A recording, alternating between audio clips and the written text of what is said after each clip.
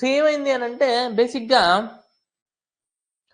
USA ఎప్పుడైతే మన Russia 2021లో ఉక్రెయిన్ వార్ స్టార్ట్ చేసిందో so USA plus European Union, European nations,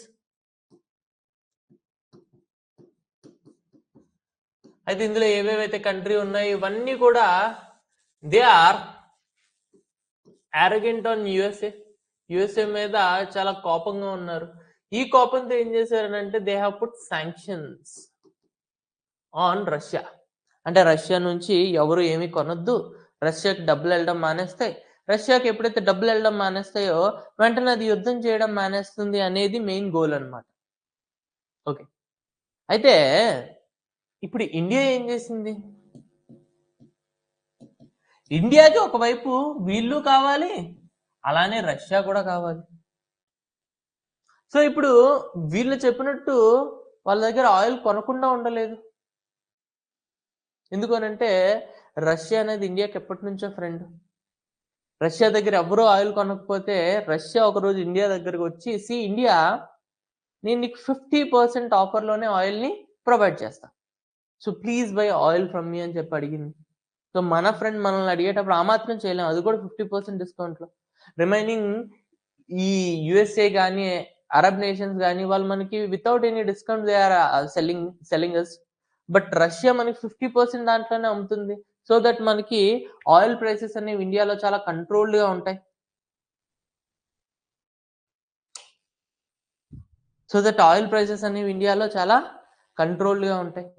so ఇవన్నీ దృష్టిలో పెట్టుకొని ఇండియా ఏం చేసింది అని అంటే రష్యా దగ్గర నుంచి ఇట్ స్టార్టెడ్ పర్చేసింగ్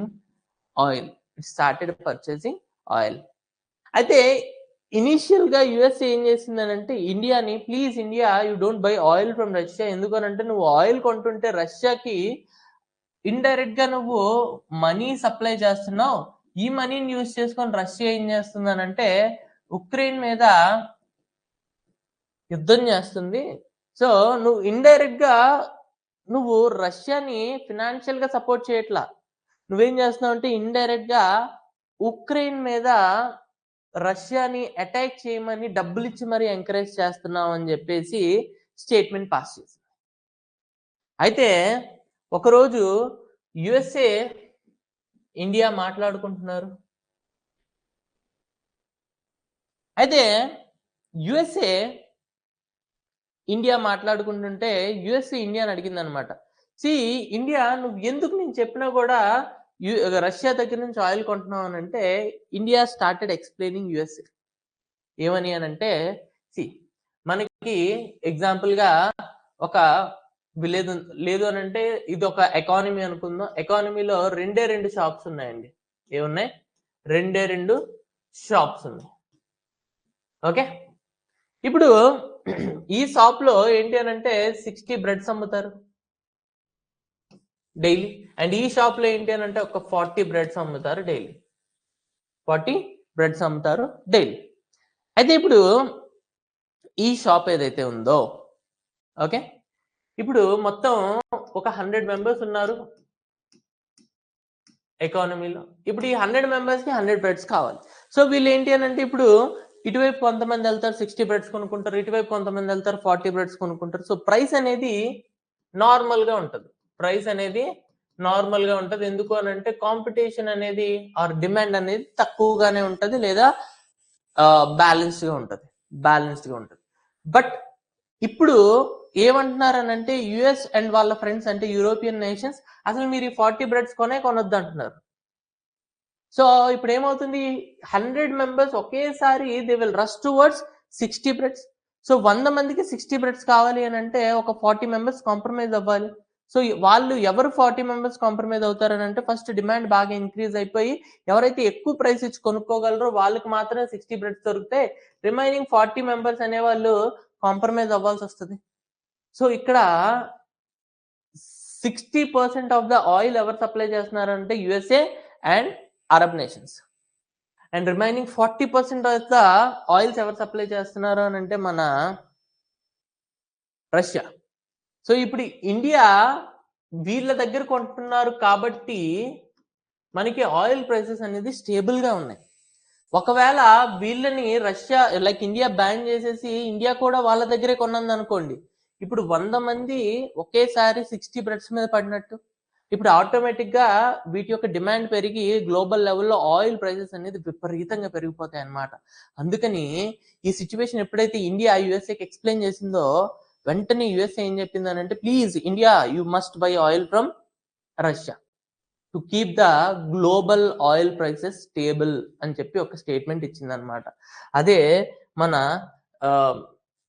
జైశంకర్ గారు చెప్తున్నారు. See imagine the world energy market is big kitchen and every house needs cooking oil. Okay, అందులో Russia is a major supply of cooking oil. Russia అనేది మేజర్ సప్లయర్ అనమాట.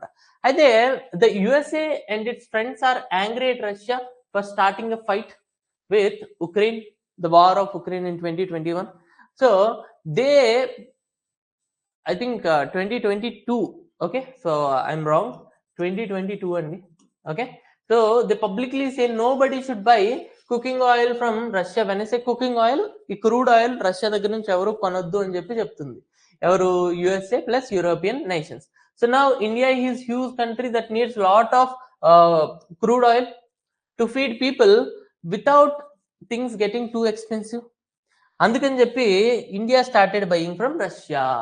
So publicly USA ఏం చెప్తుంది అని అంటే, you shouldn't by oil from Russia, it's bad.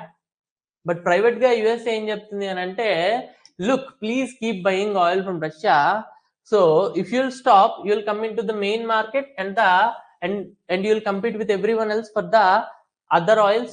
Now that will cause prices to go crazy high for everyone in the world.